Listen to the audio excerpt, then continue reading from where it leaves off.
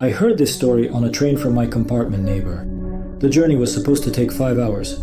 In the compartment with me were a young woman with a 5-year-old girl and a woman of about 60. The little girl was so restless, constantly running up and down the train, making noise, while the young mother chased after her and tried to calm her down. This went on until the elderly woman picked up the restless girl, handed her a brightly colored book she took from her bag, and to everyone's surprise, the girl immediately calmed down and became absorbed in looking at the colorful pictures. The young mother, whose name was Marina, didn't know how to thank the woman for her help. And the woman smiled and said, "I'm bringing this book to my long-awaited granddaughter." Tears began to flow from the woman's eyes. Marina and I started to comfort her. In response, the woman told us the following story. My story is such that it's easier for me to tell it to strangers than to share it with my family and loved ones. It happened to me a long time ago when my daughter Lilia was born. She was born so unattractive, all scrawny, pale and skinny. When my husband looked at me, all he said was, "Who did she get her ugliness from?" Lilia grew up a very sickly and weak child. She started walking late. We were constantly in and out of hospitals. My husband couldn't handle this ordeal, and one fine day he left me. Lilia started school at 8 years old, and even then, they didn't want to accept her. At school, everyone teased and bullied her, sometimes even beat her. This went on until she was 18, until the moment when Lilia fell in love for the first time. That love was unrequited and brought my daughter a lot of suffering. I kept hoping that my daughter would become prettier with age, but that never happened. And then there was this first love. My daughter suffered and was deeply upset, mostly because of her unattractiveness. And the young man didn't pay any attention to her. And when Lilia decided to confess everything, he rudely rejected her and called her a freak. My daughter couldn't take it and decided to end her life. She swallowed a bunch of pills.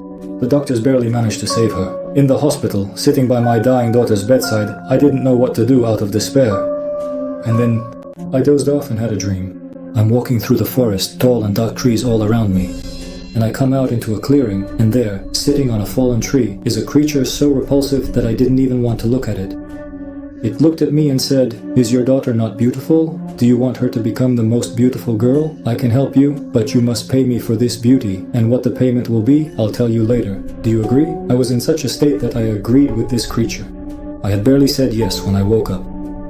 My daughter started to recover, began to live anew, and then I began to notice that my daughter was changing. Her hair darkened, turning a beautiful chestnut color, her facial features changed, and her figure became more attractive. Less than a year had passed, and everyone called my daughter nothing but a beauty.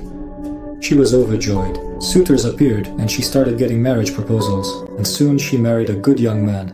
They began living with me in my apartment. Soon her mother-in-law became pregnant, the child. Everyone was waiting eagerly. And then, in the 7th month of pregnancy, I had a dream. Again the forest, again the clearing, and the monster in the tree. It said to me, "The time has come to pay your debt to me. Soon you'll find out how." And soon after, my daughter went into premature labor.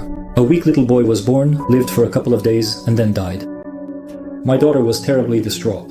A year later, she got pregnant again, and once more, the same tragedy happened to her in the 7th month. She gave birth to a girl. No matter what the doctors did, she died on the 3rd day. My daughter was devastated by grief, and no one could explain the cause of the infant deaths. The poor girl outlived her 4 children, who all died on the 3rd day of life. All her beauty faded away from grief. She became as she once was before. But at least her husband didn't leave her. He supported her as best he could. For a long time she didn't dare to have children, and when she found out she was pregnant again, she didn't know what to do. She waited for the 7th month with fear, and in the 7th month I had another dream. A forest, a clearing, a monster. It was sitting in a tree and said to me, "I'm full now, I've eaten enough. I don't want any more for now. Consider your debt to me paid." So what happened next? I've had my fill of beauty, now I'll wait for the next beauty to come.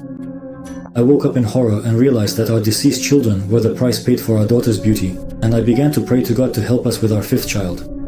In the 9th month, Lilia gave birth to a beautiful girl, and she did not die on the 3rd day, but thank God is alive. But you know, I had a dream recently.